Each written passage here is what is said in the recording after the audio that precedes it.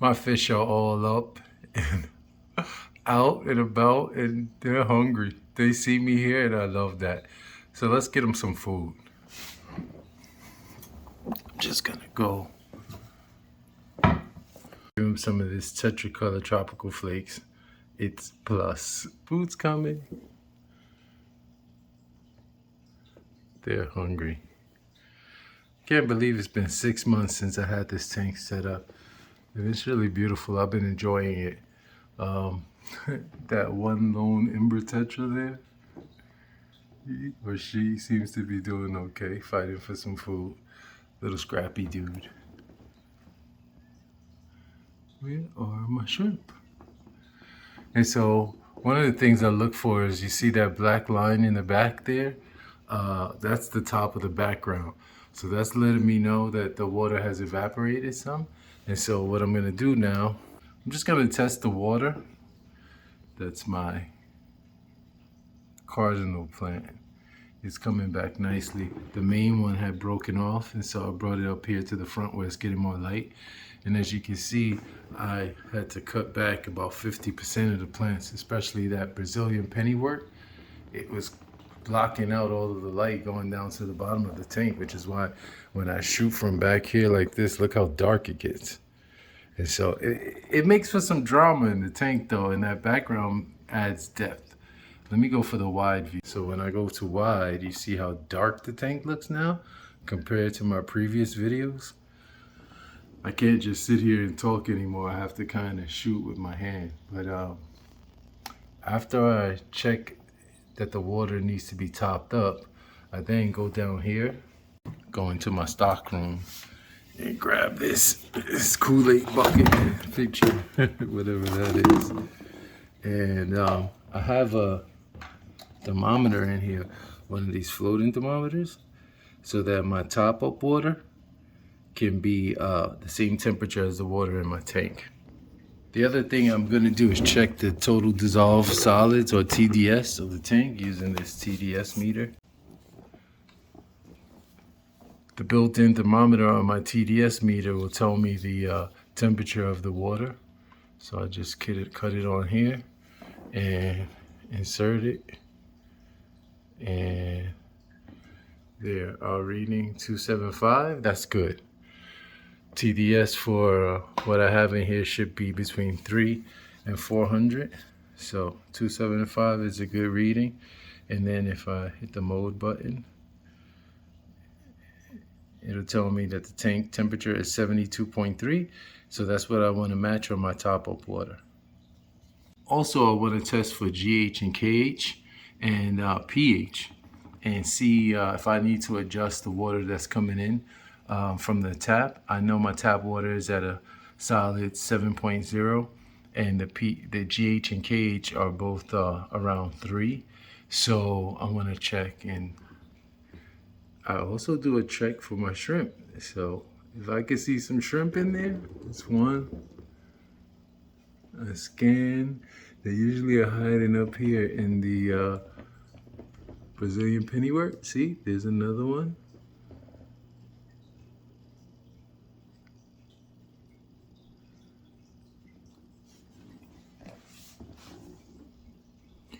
There's another one in there.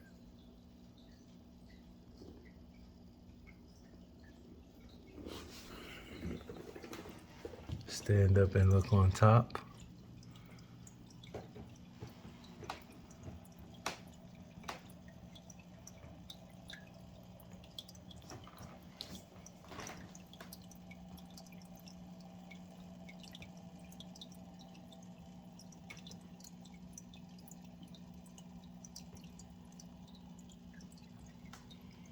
I usually will sit here and do the scan until I see at least 10 shrimp.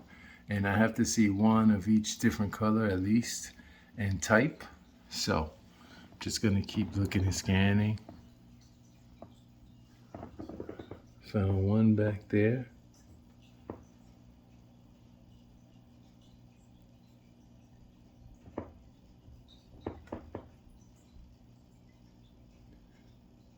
That's the male amano, because I know the female is pregnant. I think it is.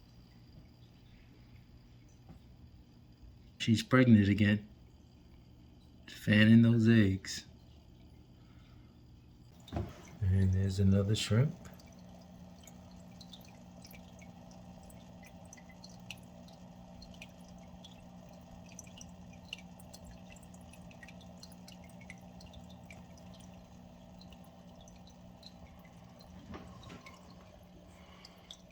There's another one.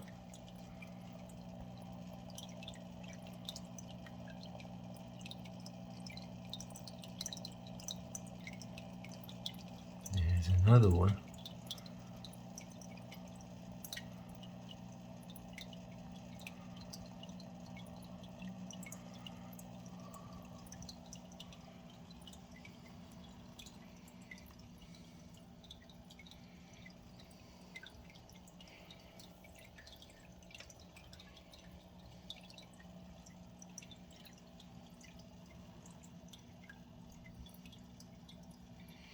I also look up here to see if I see any leaves that need to be removed, any dead or yellowing leaves.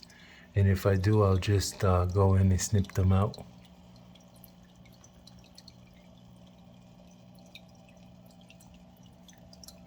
There's a little one right here. I just pull it out with my fingers. There it is.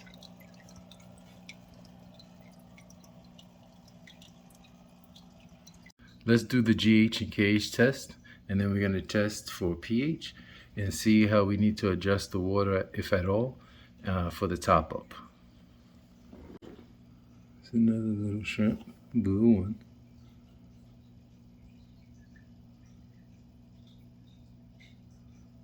It's amazing how if you sit here long enough, you'll start seeing them.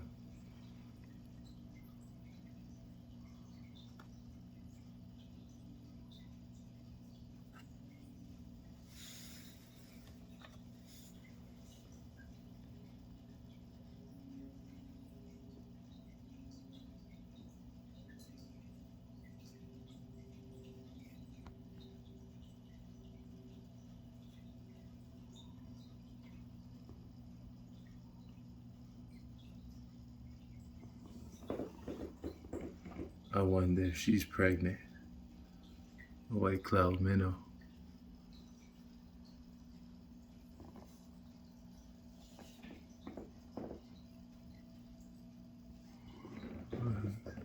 Another little shrimp. And another one. Over there in the back.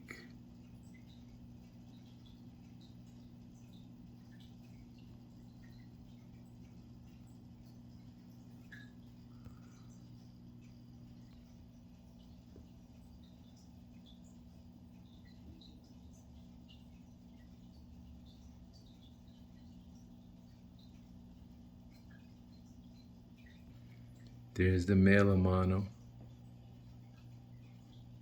And I think the female is right in the back over there.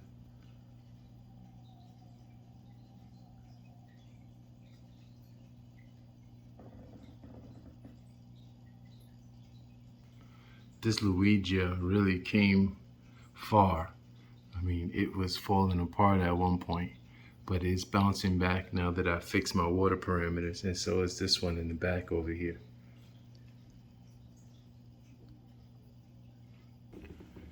Here are the tubes that came with the API test kits, and the two ones with the top on them to the right, those are plastic, and in the old school API test tubes here, this one is glass. And I like these. The water pours out of them so you could get it up to that line much easier. And the top just clicks and snaps on for easy testing. And you never lose the top. And if you drop it, they won't break like these glass ones. But let's get the water in here and let's do the testing. So it looks like my pH is at 6.6. So I want to raise that up a little bit. And my GH, it took about 5 drops to get it to this green. And so I remember which one is which by GH, so the G for green. So it needs to turn from yellow to green. And then the KH is yellow. So it took about 3 drops to get the KH here. So see what I mean? You drop them and they don't break and the top doesn't pop off. So general hardness is about 5, which is good. And the KH, carbonate hardness, is 3.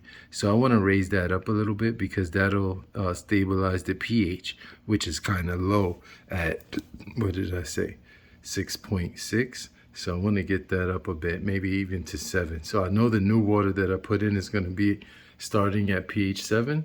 So I'm going to add a little bit. I'm going to add a little bit of this Brightwell Aquatics mineral balance. So this is for in case you want to use RO water. You can add back the minerals that the RO process, reverse osmosis process, strips out. And this is to raise your KH and GH. And there's a picture of a shrimp, so it must be good for shrimp, right? No, so I'm gonna add a little bit of this to my makeup water. I'm thinking it's gonna take about a gallon to raise up the water level to that, so we don't see that black line anymore. So let's get that done.